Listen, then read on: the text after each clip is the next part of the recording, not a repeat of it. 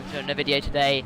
It is the review of the 2015 British Grand Prix, and as you all guys know, if you're F1 fans, Lewis Hamilton won his home Grand Prix for the third time, 2 in a row, 2014 and obviously 2015, and obviously back in 2008 with McLaren. Now, as the qualifying report shows, we saw, well, let's face it, Lewis Hamilton took pole position ahead of Nico Rosberg by about a tenth, basically. The time was at 1:32.2. Massa was in P3 and Bottas was in P4, so good result from Williams there.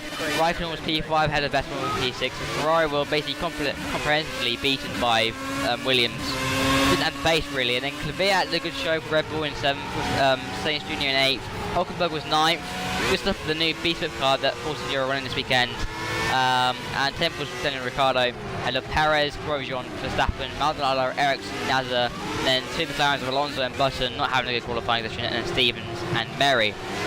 Go on to the race. The race, in my opinion, I think was the best all year round, to be honest. I think it was, you know, the amount of races this year that's been interesting and not really been many. I think to be honest, the only one that actually had got close to in terms of exciting Grand Prix was probably Bahrain, and that really was it. There wasn't really any other race on the calendar this year, in my opinion, that actually had a good race. And this race had everything, mixed conditions, different strategy going on. Absolutely everything was run up with. And the surprise thing in this race, start, Williams took the lead for 1-2. Massa had a storming start, go ahead of the two Mercs, and for some reason they got a whole lot of wheel spin, the Mercs. And apparently they had like really low grip on the grid, and it didn't hook up. And it's, again, I think it just seems to be the fact that maybe the new clutch system they're bringing for the season, because in the beginning of the season their clutch was fantastic. And they're bringing a new clutch. I think it was last year's clutch onto the cars. Nico got a hang of it quite quickly in Austria. That's why he had a good start in Austria. But here, just seems low grip on the circuit for Mercedes, and I think they need to really sort of start style. But they struggled to get past them in the first stint. Really, they didn't really get past them. So when Mercedes and Williams went for a one-stop strategy, I think Rosberg was going to do for a two-stop because of Plan B, but never happened. Rain came towards the end of the Grand Prix. So he was due to have basically the pistol. They did an undercut on with Lewis Hamilton. Lewis got in front of both Massa and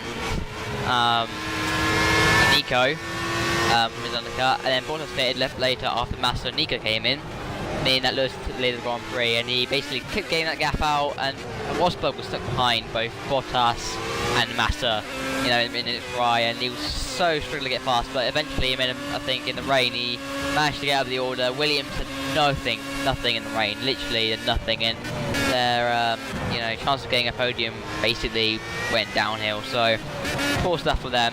So Lewis took home the win. P2 was Rosberg. Vettel pitted the same lap as Hamilton did for intermediates. It was an inspired position by Lewis because the track was dry and only a certain bit of the track was actually wet. Lewis came in, made the right strategy call, and so did Vettel, and that made him climb up the order because Vettel was one time down in P10. That's how bad Ferrari are doing this weekend, and they got a good result of it, and that was good stuff. And Massa came in P4, ahead of Bottas in P5. Kvyat was P6. The only Red Bull survive, and only Renault engine survive the race. Hulkenberg was 7th for Force India, and he picked B-Spec car, which is fantastic. Raikkonen was 8th. He just didn't do the right strategy call. I think he did something like 3 or 4 stops in the race. He just didn't get it right, to be honest. Perez was 9th for Force India, and then Alonso got 10th place. You know, at one point, good stuff on them, to be honest. And I can't believe he's celebrating over 1 point, but it's good for McLaren. It boosts their morale a bit. And then we had Marcus Ericsson 11th. Merry was 12th. And Stevens had a spin at the end of the Grand Prix, which was unfortunate. Could have got up the order, but yeah, it was with Stevens in 13th. And the retirements were Sainz Jr.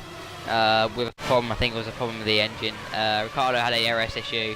Verstappen crashed right at the sort of in the safety car at the end of the virtual safety car, and then Maldonado was retired, so did Grosjean on the start, and Nasser and Button. What basically happened was the Lotuses were very aggressive on the start, and basically Alonso had to spin his car at the start to avoid action from hitting the Lotuses, and that made him spin into Jenson Button, who retired sadly at the first lap of the Grand Prix. So that was basically the race. It was interesting, so much drama, strategy was so different. People came for intermediates too early, people came at the right time like Lewis and Sebastian.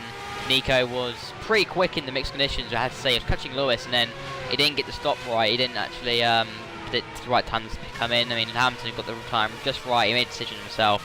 and he drove very well. And Nico did a good race as well. I'll give it to him. Hats off to him for getting past the 2 Williamses in the rain, because you know, the Williams were holding him up throughout the race. In the rain, Williams didn't really have much pace to really answer for. So well done to Nico Rosberg for that. It's some 2 good, incredible moves. And actually, I have to just say, the top 4 when you know, the Prix Williams were in front of the Mercedes, it gave us a real good race, and I think it really did help everyone. I mean, 140,000 spectators attended the race, and you know, I think it made the atmosphere a bit more better. I mean, the drivers can push a bit more around the circuit, because obviously a lot of teams are here in Britain, are built in Britain as well and designed here.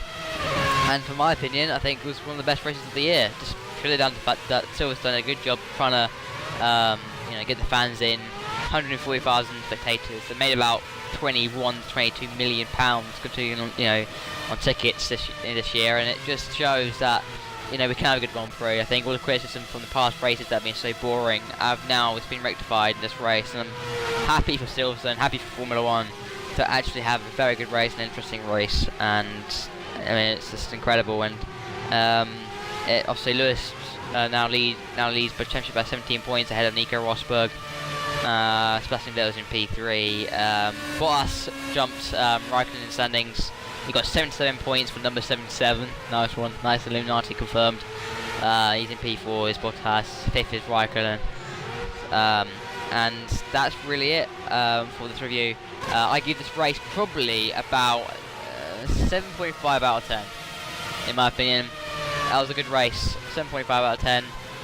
Well deserved. And I think I'm very happy that this race went very well. So I hope you enjoyed the review, and I'll see you in another video, guys. Thanks a lot, and like and subscribe for more racing content. Bye, guys.